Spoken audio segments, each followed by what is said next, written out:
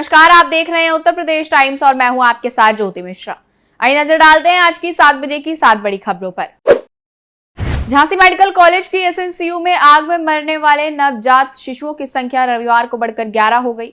शुक्रवार की रात एसएनसीयू में शॉर्ट सर्किट से आग लग गई थी, जिसमें 10 बच्चों की मौत हो गई थी। डीएम ने बताया कि हादसे के समय एसएनसीयू में 49 नवजात शिशु थे। 29 शिशुओं का रेस्क्यू किया गया था। डीएम अविनाश कुमार ने बताया कि रविवार को उपचार के दौरान एक और शिशु की मृत्यु हो गई। इससे हादसे में मरने वालों की संख्या 11 पर पहुंच गई। अस्पताल प्रशासन शॉर्ट सर्किट की वजह से आग लगने की बात तो कबूल कर रहा है, लेकिन शॉर्ट सर्किट कैसे हुआ इसका जवाब देने के लिए अफसर राजी नहीं है। पुलिस आग लगने के अन्य पहलुओं को भी खंगालने में जुटी है। झांसी स्थित मेडिकल कॉलेज के एनआईसीयू वार्ड में अग्निकांड से संबंधित रिपोर्ट मुख्यमंत्री योगी आदित्यनाथ को सौंप दी गई है। सूत्रों के अनुसार झांसी के मंडलायुक्त और डीआईजी ने सीएम को रिपोर्ट सौंपी। इस रिपोर्ट में आग लगने की वजह बताई गई है। सूत्रों के अनुसार इस अग्निकांड की वजह इलेक्ट्रिकल एक्सीडेंट है। झांसी के उच्च अधिकारियों को सीएम योगी को 12 घंटे के भीतर रिपोर्ट सौंपनी थी। उत्तर प्रदेश के मुरादाबाद में पूर्व बसपा विधायक और करणी नारायणी कृष्ण सेना के संरक्षक विजय यादव ने बांग्लादेश सरकार के मुख्य सलाहकार को लेकर विवादित बयान दिया है। पूर्व विधायक ने कहा कि बांग्लादेश में लगातार हिंदुओं पर जुल्म हो रहा है। ऐसे में वो बांग्लादेश सरकार के मुख्य सलाहकार सरकार प्रमुख मोहम्मद यूनुस का सर कलम करने वालों को 5 करोड़ रुपए और एक डिफेंडर और फॉर्च्यूनर कार इनाम में देंगे। मुरादाबाद के ठाकुरद्वारा थाना इलाके में अपने आवास पर पूर्व विधायक विजय यादव ने प्रेस कॉन्फ्रेंस करके इसकी घोषणा की। विजय यादव ने कहा कि बांग्लादेश में पिछले कुछ समय से लगातार हिंदुओं पर अत्याचार हो रहा है। वहां मंदिरों और हिंदुओं को लगातार निशाना बनाया जा रहा है। पूर्व विधायक ने कहा कि बांग्लादेश में मंदिरों पर हमला और हिंदुओं की हत्या वहां की सरकार के द्वारा प्रायोजित नरसंहार है। वहां इस्कॉन मंदिरों पर हमले और कृष्ण भक्तों की खुलेआम हत्याएं हो रही हैं, लेकिन भारत में अल्पसंख्यकों के हितैषी होने का दावा करने वाले राहुल गांधी और ओवैसी जैसे लोग बांग्लादेश में अल्पसंख्यक हिंदुओं के नरसंहार पर खामोश हैं।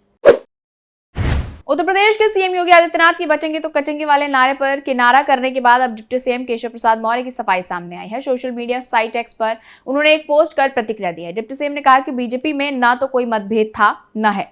उन्होंने लिखा, प्रधानमंत्री नरेंद्र मोदी और मुख्यमंत्री योगी आदित्यनाथ जी का स्पष्ट संदेश और उनके भाषणों से उभरे नारे एक रहेंगे तो सेफ रहेंगे, बचेंगे तो कटेंगे हम सभी कार्यकर्ताओं की एकजुटता और संकल्प का प्रतीक है। उप मुख्यमंत्री ने आगे लिखा कि भाजपा में न मतभेद था न होगा। ये नारा मुझ जैसे करोड़ों कार्यकर्ताओं के दिल की आवाज है। भाजपा का नारा एक रहेंगे तो सेफ रहेंगे ही है। उन्होंने लिखा कि लेकिन सपा, बसपा और कांग्रेस को इस एकजुटता से पेट में दर्द क्यों हो रहा है? अगर दर्द बर्दाश्त नहीं हो रहा तो इलाज कराएं और दवा लें। महाराष्ट्र विधानसभा चुनाव को लेकर उत्तर प्रदेश के मुख्यमंत्री योगी आदित्यनाथ भी खूब एक्टिव दिखाई दे रहे हैं। उन्होंने महाराष्ट्र के कोल्हापुर में एक चुनावी रैली को संबोधित किया। इस दौरान उन्होंने कांग्रेस समेत शिवसेना को भी निशाने पर लिया।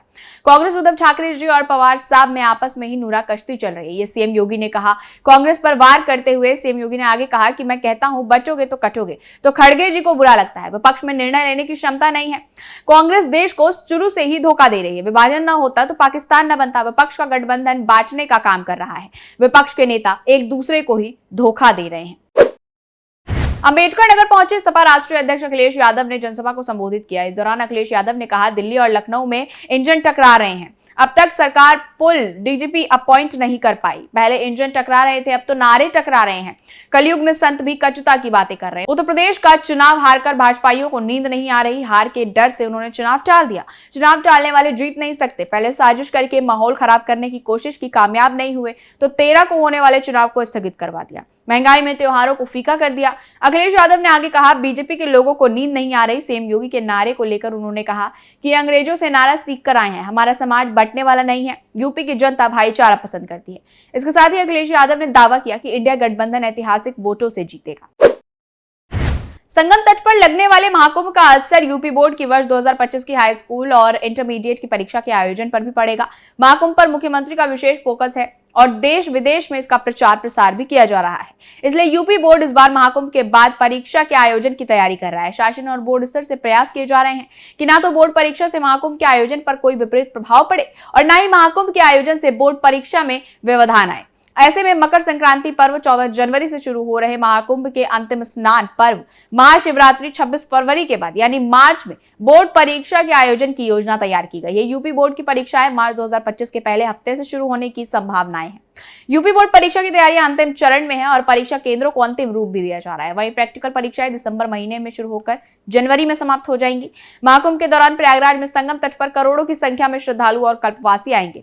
कल्पवास, स्नान, दान, ध्यान के लिए आने वालों में बड़ी संख्या में यूपी बोर्ड के परीक्षार्थियों के परिवार के लोग भी शामिल होंगे। इसके अलावा महाकुंभ के आयोजन के चलते अत्यधिक भीड़ में विशेष स्नान पर्वों के दौरान यातायात भी प्रभावित हो सकता है। गाजियाबाद की घटना के विरोध में अधिवक्ताओं की चल रही हड़ताल 16 नवंबर को गाजियाबाद में हुई पंचायत के बाद खत्म हो गई है।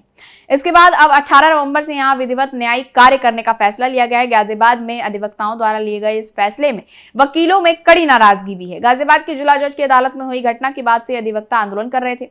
दीपावली के बाद से इस मामले में गाजियाबाद के आह्वान पर हड़ताल हुई। यह हड़ताल लगातार जारी थी। इसी मामले में 16 नवंबर को गाजियाबाद में पंचायत पर काम करने पर लौटने का ऐलान किया गया। वहीं कुछ समय के लिए चेतावनी दी गई है। इस पर यहां के कुछ अधिवक्ता बेहद नाराज हैं। द अलीगढ़ बार एसोसिएशन के अध्यक्ष दिनेश सिंह ने बताया कि फैसले के अनुसार 18 नवंबर से अधिवक्ता नियमित काम करेंगे। आगे फिर रणनीति बनेगी। फिलहाल इस बुलेटिन में इतना ही। यूपी से जुड़ी तमाम बड़ी खबरों के लिए देखते रहिए उत्तर प्रदेश टाइम्स। धन्यवाद। हम हैं देश के दिल, उत्तर प्रदेश की धड़कन, उत्तर प्रदेश टाइम्स।